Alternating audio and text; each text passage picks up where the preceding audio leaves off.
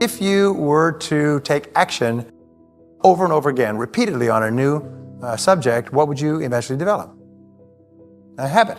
If you develop the habit of taking action, you become an action-oriented person. And you can start off with nothing going for you. You can start off with a limited education, or you have good education, start off with a new practice in a new town and everything else. But if you're an action-oriented person, and you try this and you try that, and you try this and you try that, and you try something else, and you learn to get feedback, there's nothing to stop you from being successful. Because all successful people are intensely action-oriented. Over the years, I began to study the subject of success.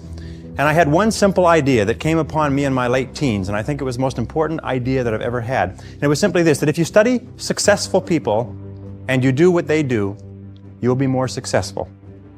And if you study unsuccessful people and you avoid doing what they do, then you will not be a failure. And then one of the things I've found that if you study success, you begin to internalize success principles. And if you practice proven success principles, and if you do what successful men and women have done throughout history, that you will be successful too. And it's such a remarkable discovery, but it has been worth a fortune to me. And what I want to talk to you about tonight is some of the principles that I've discovered in over 20 years of research. I serve as a consultant to over 200 corporations, and I have been a personal consultant to the presidents of $3 billion plus corporations. I have studied successful men and women. I have read biographies and autobiographies. I have looked at the characteristics and principles of them. I've studied philosophy and economics and religion and psychology and metaphysics. And I've come to 10 key qualities. Now, there may be more and there may be less, but I find that each of these 10 qualities that successful men and women have starts with the letter C. And the interesting thing about these qualities is, first of all, with them, success is predictable, and without them, failure is predictable. That if you have these 10 qualities, there's nothing in the world that can stop you from being an outstanding success. And if you lack sometimes even one of these qualities, that can be enough, can be the weak link in the chain that dooms one to a life of underachievement and failure. The second principle that I discovered with regard to these qualities is that they are all habit patterns of mind, and that nobody starts off with them, and that you can learn them, and that you can develop them with practice. And the third thing that I found is that if you will practice these principles until they become habits, until they become automatic for you, then nothing can stop you. The first principle starts with the letter C. It says clarity. And clarity is the starting point of all success. It means clarity of thinking. It means thinking clearly, and it extends from thinking clearly to a series of other things. With regard to clarity, it means the ability to determine exactly what it is that you want to be, have, or do in life. And the more I study successful men and women, the more I find that every single one of them, the top 5%, are very clear about where it is they're going and what it is they want to accomplish. When I look at unsuccessful men and women, or men and women who seem to be unhappy and floundering, I find that almost invariably they have a very, very limited sense of direction, sometimes no sense of direction at all. You see, we as human beings are goal-seeking organisms. We only function at our very best when we're working toward accomplishing something that is important to us. And in my estimation, 80 to 90% of all the unhappiness, hostility, violence, psychosomatic illness, alcoholism, drug addiction, and so on in our society is caused by people having no sense of direction. They don't know where they're going. As they say, if you don't know where you're going, any road will take you there. Write your goals down on paper and write them down in the present tense as though you had already achieved them. I earn X number of dollars in 2019. I am a self-made millionaire by January 1st, 2025. I weigh X number of pounds. I live in a 5,000 square foot house with a separate bedroom for each one of my children. In other words, write it down as though it were already a fact and you're just reporting it. You're just reporting the fact.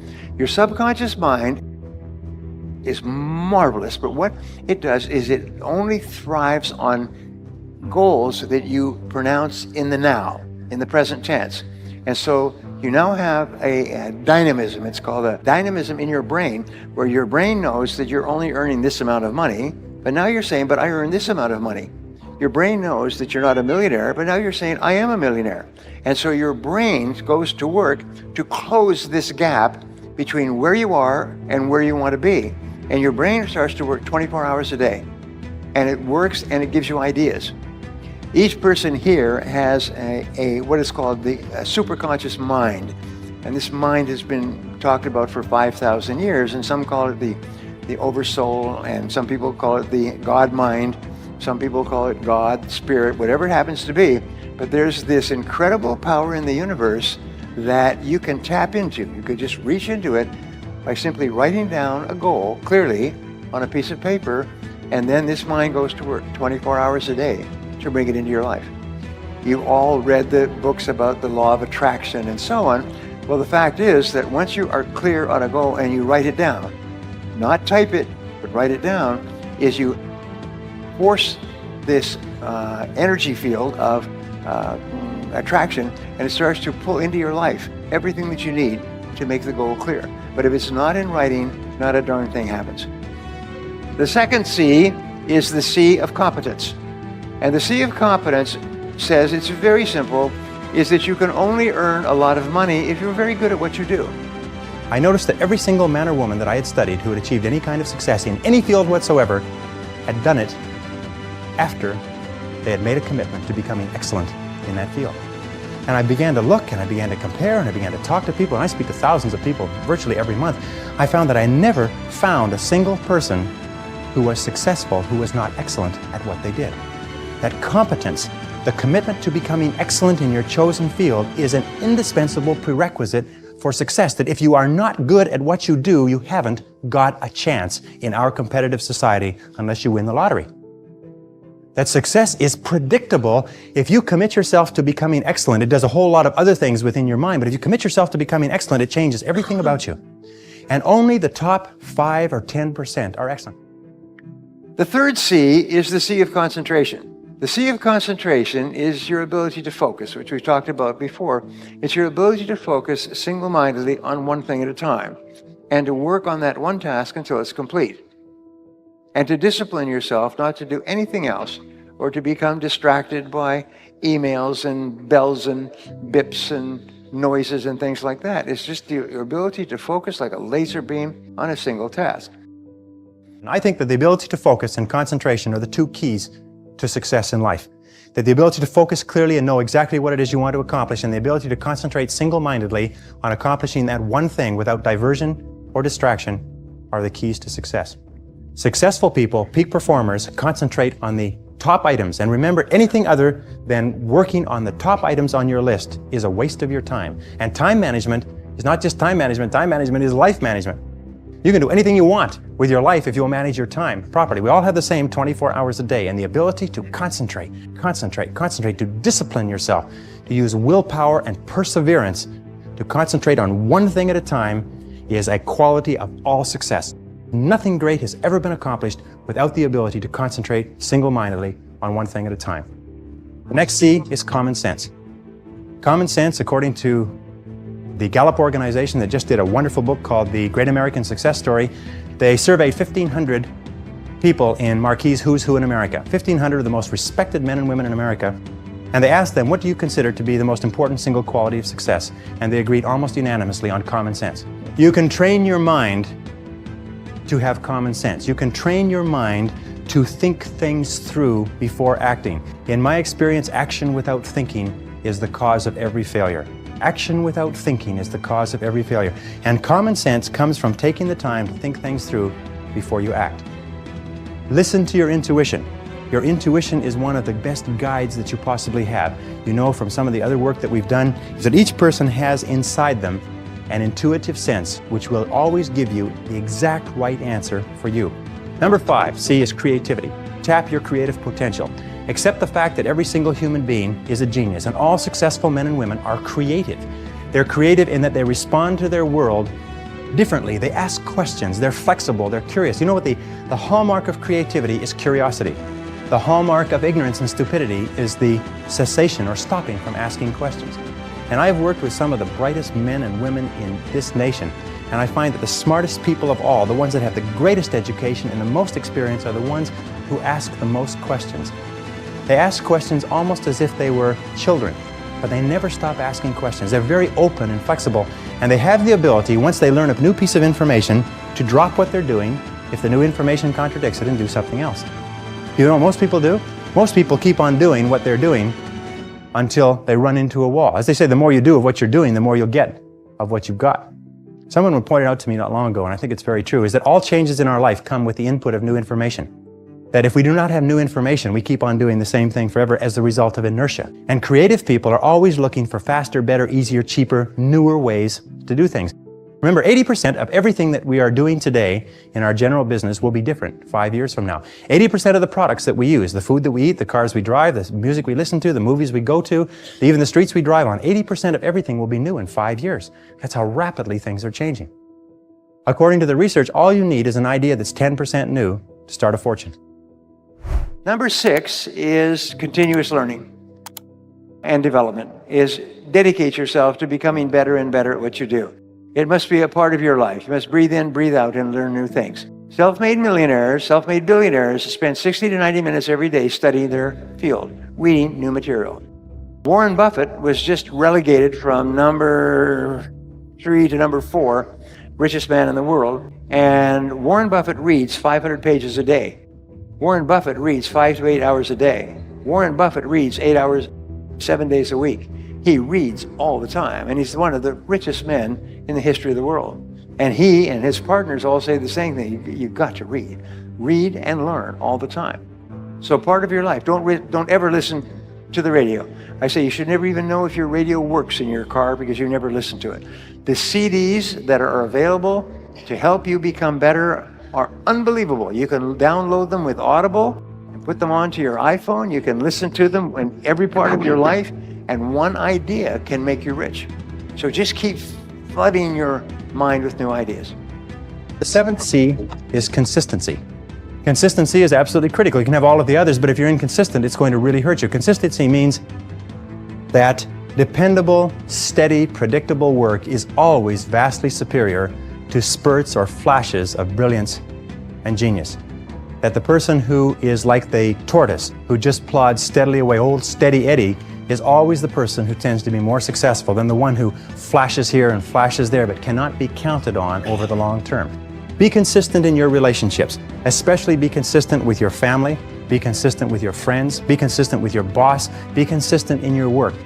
Make it so that you are the type of person that everybody can depend upon, that people will believe in and they'll depend upon, and they know that if you say something, that you'll do it. That if you say you will be somewhere or if you undertake a responsibility, that you will fulfill that responsibility. That sort of consistency, that sort of dependability is one of the most valuable things in the world of work today. I work with so many companies and I have staff that work in my companies, and I know that the greatest joy that an employer can have is to give a person a job and know that it'll be done. And the most aggravating thing in the world is to give a person a job and have no idea if it'll be done, if it'll be done to a particular quality, if it'll be done on time, or anything else. Just being the steady person. You don't have to be a genius. One of the things that I found, if I can pass this on to you, one of the things that I found when I was a young man, this cost me about 10 years of life, by the way.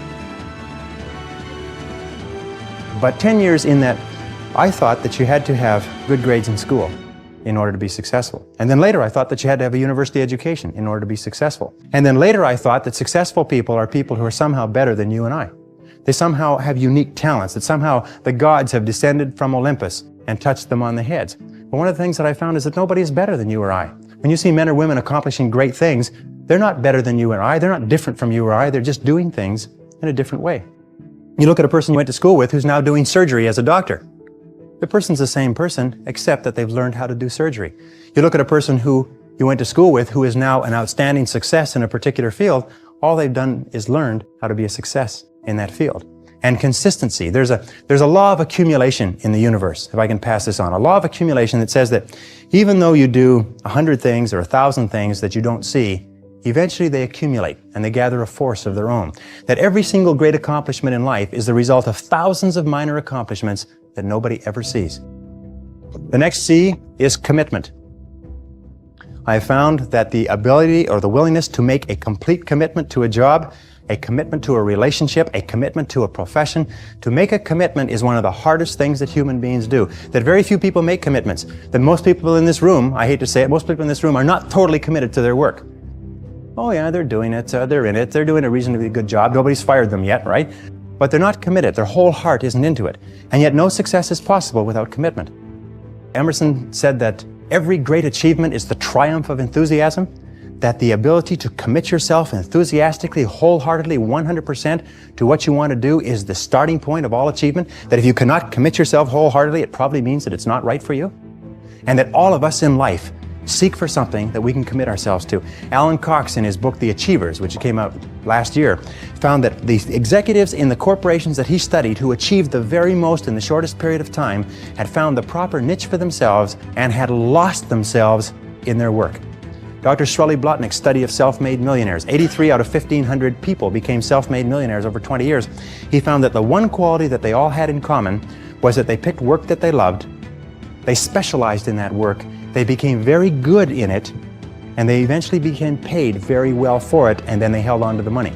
I throw that last one in because I know a lot of you can relate to that. They held on to the money. They didn't gamble or speculate. They were very conservative with their money. They got paid more and more, and they held on to it. One of them started off cleaning toilets on the night shift for an airline. And today he's the president of the airline and makes $1,950,000 a year. He's been with the airline for 35 years, but it's not difficult to become a millionaire when you're making $1,950,000 a year. Even with taxes, you can still do pretty well. He found that the quality that separated these people from the ones who struggled for 20 years and weren't much further ahead than when they started was that they became totally absorbed in their work. Totally committed to their work. They lost themselves in their work, and when they lifted up their head about the age of 43, 44, their accountant told them, by the way, you're worth over $1 million now. Did you know that? Most of them became wealthy without even knowing it. And so it's important that you find the work that you can commit yourself to. It's important that you find the relationship you can commit yourself to. And if you are an employer and you have people working for you who are not committed to their work, these people are like rotten apples in a barrel. I have found that people who are not committed to their jobs are people who will always cause trouble within an organization. There's no success without commitment, without you putting your whole heart into what you're doing and putting your whole heart into what you're doing for a long time. But if you do, there is no limit on what you can accomplish. You get up in the morning and you make a decision that, by gum, I am going to succeed in this business no matter how long it takes, no matter how many hours a day. Courage is the outstanding quality of all leaders. Courage means that you have the ability, you have the willingness to confront your fears. Because what I found over the years is that brave people, courageous people are not people who are not afraid. They're simply people who master their fears. They're simply people who face their fears, confront their fears. And Mark Twain said it many years ago. He said, with regard to fear, he said, do the thing you fear, and the death of fear is certain. Now, fear and courage tend to be habits. That if you are afraid and you give in to the fear and you back away, it becomes a habit to back away whenever you're afraid or unsure. If you're afraid and you force yourself to confront the fear, it becomes a habit to confront the fear whenever you find something that you're afraid of. And you'll find that most fears disappear when you confront them. Then most fears, fears of failure, fears of rejection, fears of loss, fears of pain, fears of limitation, fears of the loss of a relationship, fears of ill health, most of these fears disappear when you confront them head on. It's almost like as you push them, they just turn into smoke.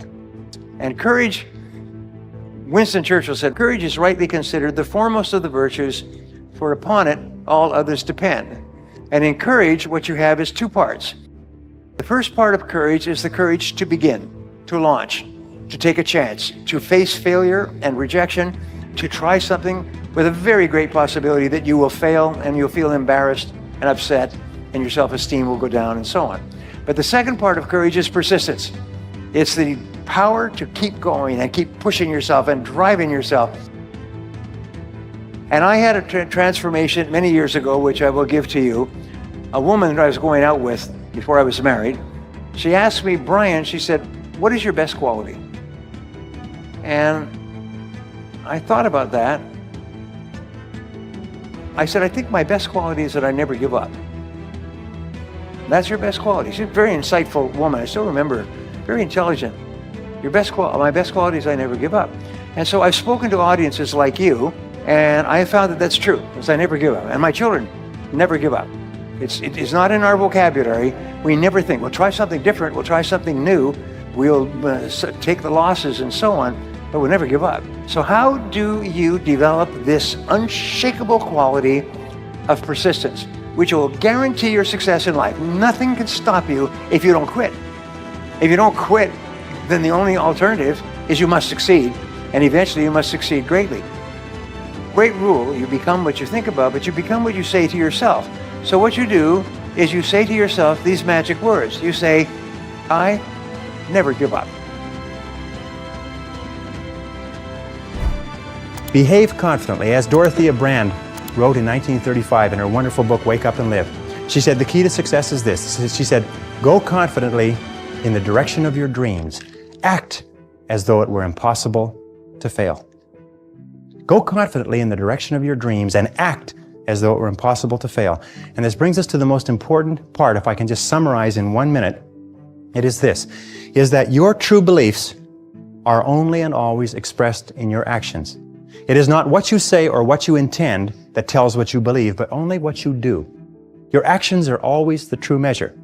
And the interesting thing that we've learned in behavioral psychology is this, that if you do not feel self-confident, courageous, consistent, like concentrating, clear, and so on, if you don't feel like it, and most of us start off not feeling like it, if you will act the part, if you will pretend as though you have the quality already, the feelings will generate the actions, and the actions